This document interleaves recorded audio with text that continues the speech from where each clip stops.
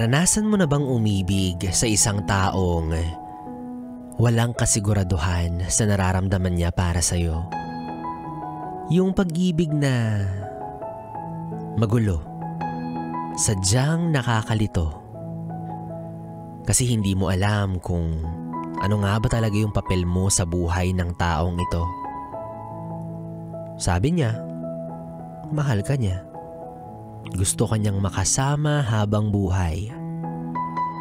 Pero kapag hiningi mo yung karapatan na maging kayo na, hindi naman niya maibigay. Oo, wala pang kayo. Kasi hindi nga siya sigurado.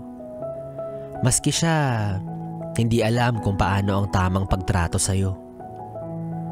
May mga araw na tila ba ramdam mong mahal na mahal ka niya. At may mga gabi na bigla na lang mawawalan siya ng pake. Minsan suwak, madalas palpak. Kaya napapatanong ka na, ano ba talaga? Hanggang saan ka nga ba kaya kayang dalhin ng pagpapaikot niya? Karapat dapat pa nga ba siya? Iwan mo na kaya? Sige, matinong usapan. Bukas, iiwan mo na. Pero pagdating ng kinabukasan, ayan na naman siya.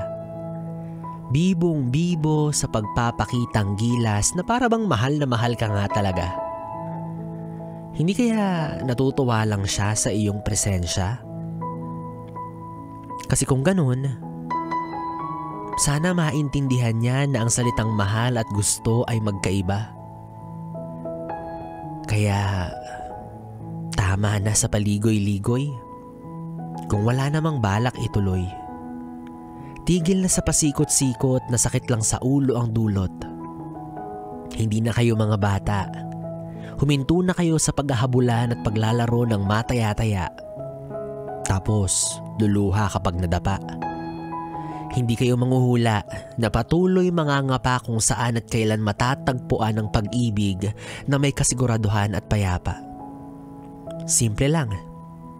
Kapag mahal mo, sabihin mo, iparamdam mo, at gawin mo ng dire-diretso.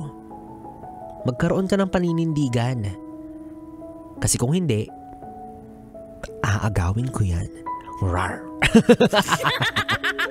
O nga naman mga yes friend kong BB, tuloy-tuloy pa rin ang ating BB time dahil kapiling mo pa rin ako, DJ B-Boy Bibo. Dito pa rin at dito ka lang sa 101.1 Yes FM Solid.